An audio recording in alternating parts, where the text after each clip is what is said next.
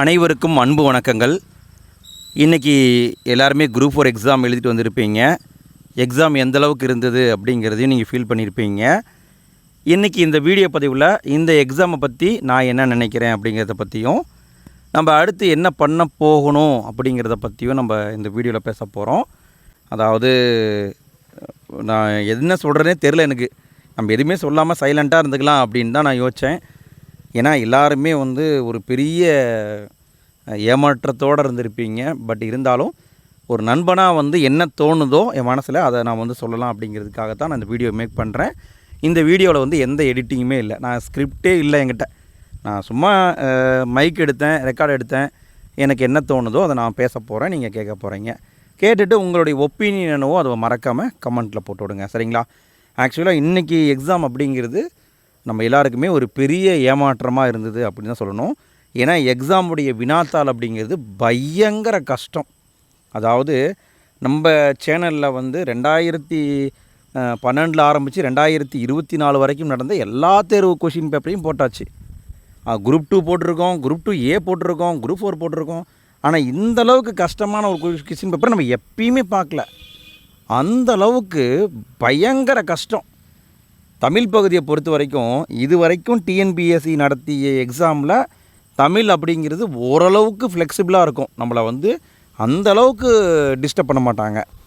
ஆனால் ஜிகேவில் வச்சு செஞ்சுருவாங்க, அது வேறு விட்டுருங்க. ஆனால் இந்த டைமு ஜிகேவே பரவாயில்றாப்பா அப்படிங்கிற லெவலுக்கு நம்மளை பண்ணிட்டாங்க. தமிழெல்லாம் எங்கேருந்து கேட்டாங்கன்னே தெரியல. நம்ம என்ன நினச்சிட்டோம்னா, வழக்கம் போல் இவங்க தமிழுக்கு கஷ்டமாக கேட்க மாட்டாங்க, ஸோ நம்ம அப்படியே அவங்க சொன்னதை மட்டும் படிச்சுட்டு போயிடுவோம். ஏன்னா எல்லாருக்குமே அந்த நம்பிக்கை இருந்தது. இவங்க வெறும் இலக்கணம் நாங்கள் இப்படி தான் கேட்க போகிறோம், பிரித்து எழுதுக சேர்த்து எழுதுகன்னு சொன்னாங்க. பிரித்து எழுதுக சேர்த்து எழுதுகவா, அப்போ எளிமையாக தான் கேட்பாங்க அப்படின்னு நம்ம நினச்சிட்டோம். ஆனால் அங்கே எக்ஸாமில் கொஷின் பேப்பரை பிரித்து பார்த்தோன்னே நமக்கெல்லாம் சாக்கு. அதாவது இந்த கொஷின் பேப்பரை ஃபஸ்ட்டு பார்க்குறான் பார்த்தீங்களா, அப்போயே அவன் முடிவு பண்ணியிருப்பான், சரி இந்த எக்ஸாம் நமக்கு முடிஞ்ச மாதிரி தான் அப்படின்ட்டு. அந்த அளவுக்கு கேட்டு வச்சுருக்காங்க.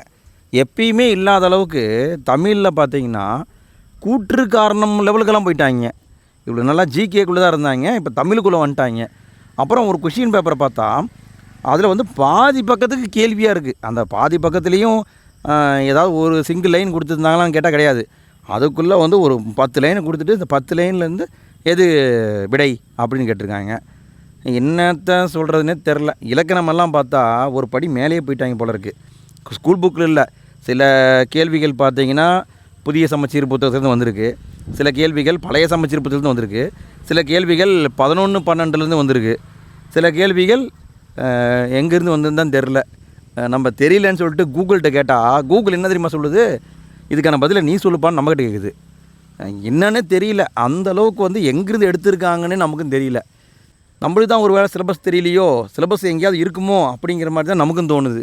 ஏன்னா நமக்கு தெரிஞ்சதெல்லாம் ஸ்கூல் புக்கு, அப்புறம் அதை தான்னா சில மெட்டீரியல்ஸு, அவ்வளோதான் தோணும். ஆனால் இவங்க அங்கேயெல்லாம் இல்லை, எங்கேயோ போயிட்டாங்க. ஆனால் எங்கே போயிட்டாங்கன்னு தெரில. அதை தேடி ஃபஸ்ட்டு கண்டுபிடிக்கணும் இவங்க எங்கேருந்து கேட்டிருக்காங்க அப்படின்ட்டு. அந்த லெவலுக்கு கஷ்டமாக கேட்டிருக்காங்க. எந்த லெவலுக்குன்னா, நம்ம நண்பர் ஒருத்தர் சொன்னார். அவர் எப்பயுமே 95 போடுறவர். அவர் இன்றைக்கி சொல்கிறாரு ஃபோன் போட்டு, ஐயா நான் 95 போடுவேன், 95 முக்கால் மணி நேரத்தில் முடிச்சிடுவேன். ஆனால் இன்றைக்கி நான் கிட்டத்தட்ட ஒரு 80 பக்கமாக தான் போட்டிருக்கேன். 80ங்கிறதே அவர் ஒரு 70 போட்டிருக்காரு. ஆனால் ஒரு 10க்கு கன்ஃபார்ம் இல்லை. ஆனால் அவர் என்ன சொல்கிறாருன்னா, அதையவே 1.25 மணி நேரம் உட்காந்துட்டு இருந்தேன் அப்படின்றாரு. ஸோ தமிழில் நமக்கு தெரிஞ்சு கஷ்டமாகவும் கேட்டிருக்காங்க, டைம் அதிகமாக எடுக்கிற மாதிரியும் பண்ணியிருக்காங்க. ஸோ அப்போ எதிர்வரும் குரூப் 2 தேர்வுலையும் இந்த மாதிரி தான் இருக்க வாய்ப்பு இருக்குது. தமிழை கஷ்டமாக கேட்பாங்க, டைம் அதிகமாக எடுக்கிற மாதிரி பண்ணுவாங்க.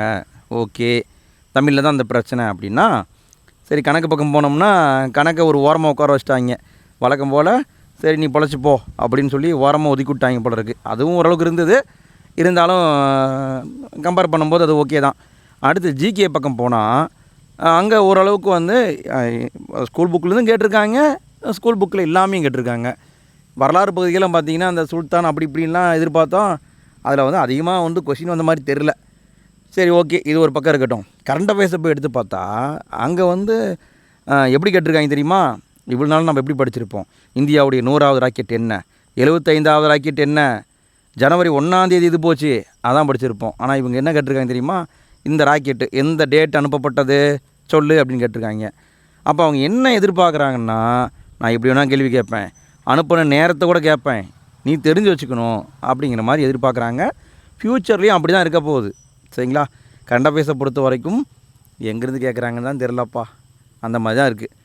சரி, ஓகே, நம்ம என்ன பண்ணுறது? இந்த எக்ஸாமை பார்த்துட்டு வந்து புலம்ப வேண்டியது தான். சரி, இதில் என்ன பிரச்சனை அப்படின்னா, நிறைய பேருக்கு பிரச்சனை. என்ன பிரச்சனை?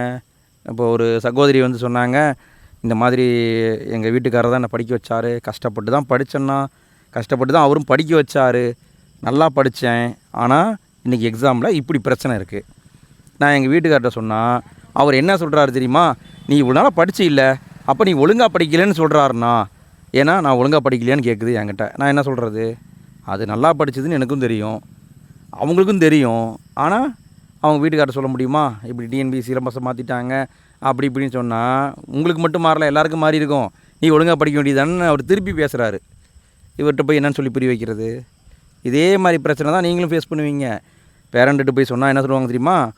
நீ ஒழுங்காக படிக்கலை, நீ படிக்கலை, எனக்கு அப்போயே தெரியும்டா, நீ படிக்க மாட்டேன்னு தெரியும், நீ படிக்கலை, இப்போ வந்து ஏதோ ஒரு கதை சொல்லிகிட்டு இருக்க அப்படிம்பாங்க. அவங்களுக்கு என்ன சொல்லியும் புரிய வைக்க முடியாது. இதுதான் நம்ம முன்னாடி இருக்கிற பெரிய பிரச்சனை. ஓகே, அடுத்து இன்னொரு நண்பர் வந்து கமெண்ட் போட்டிருந்தார். சார், நான் வந்து வேலையை ரிசைன் பண்ணிவிட்டு 7 மாதமாக உட்காந்து படித்தேன் சார், நான் என்ன சார் பண்ணுறதுன்னு கேட்டார். இதுக்கு நான் என்ன சொல்கிறது? ரிசைன் பண்ணிட்டார் வேலையை, அடுத்த வேலைக்கு தான் போகணும். அது ஒரு நல்ல வேலையாக கூட இருந்திருக்கலாம்.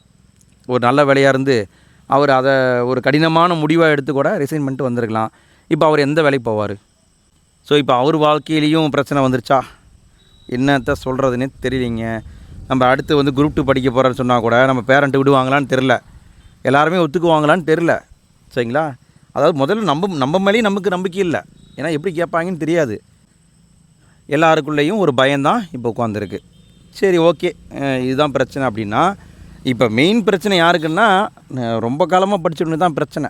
இந்த குரூப் 4 எக்ஸாமில் ஃபஸ்ட் அட்டம்ப்ட்டை கொடுக்குறேன் அப்படின்னு சொல்லி உள்ளே வந்து எட்டி பார்த்தாங்க பார்த்தீங்களா, அவங்க ஓடிடுவாங்க. டே அப்பா, இந்த குரூப் 4க்கும் நமக்கும் சம்மந்தமே இல்லை போல இருக்குது, ஆளை விட்றா சாமி அப்படின்ட்டு அவங்க போயிடுவாங்க. ஆனால் இந்த 4 வருஷம் படித்தவங்க, 5 வருஷம் படித்தவங்க, அவங்களுக்கு தான் இப்போ பிரச்சனை. அவங்க தான் மாட்டிக்கிட்டாங்க. இதை விட்டு வெளியே போகவும் முடியாது, இல்லை இதுலேயே இருக்கவும் முடியாது. அதான் பிரச்சனை. இந்த எக்ஸாமுக்குள்ளே வந்துட்டோம்னா போக மனசும் வராதுங்க. ஏன்னா நம்ம எல்லாருமே வந்து ஒரு கனவோடு தானே உள்ளே வந்திருப்போம். சும்மா யாரும் படிச்சிருக்க மாட்டாங்க. படிக்கிறது இவ்வளோ பெரிய கஷ்டமான விஷயம் தெரியுமா? அதாவது நம்ம கூலி வேலை கூட செஞ்சிடலாங்க, படிக்கிறது தான் பெரிய விஷயமே. அதை மைண்டில் வச்சுக்கிறது ரொம்ப ரொம்ப ரொம்ப ரொம்ப ரொம்ப பிரச்சனை. உங்களுக்கே புரியும். எல்லாருமே இப்போ எனக்கு தெரிஞ்சு நிறைய பேர் வந்து இந்த மோட்டிவேஷன் வீடியோவை பார்த்து படிக்கிறோன்னு இருக்காங்க. நான் விஓ ஆனது எப்படி, நான் எப்படி அரசு அதிகாரி ஆனேன், இந்த வீடியோவை பார்த்துட்டு இவர் மாதிரி நம்ம என்றைக்காவது மாறுவோமா, மாறிடுவோம் அப்படின்னு நினைக்கிறவங்களும் இருக்க தான் செய்கிறாங்க. இப்போ அவங்களுடைய நினப்பு என்ன தான் ஆக போகுதுன்னு எனக்கும் தெரியல. அவங்களுக்கு எப்படி நான் மனசை திடப்படுத்துறதுன்னு தெரியல. நான் போய் அடுத்த எக்ஸாமில் எல்லாம் மாறிடும், எல்லாமே எளிமையாயிரும், ஒன்றும் பிரச்சனை இல்லை, படிங்கன்னு நான் சொல்ல முடியுமா? எதை நம்பி சொல்கிறது?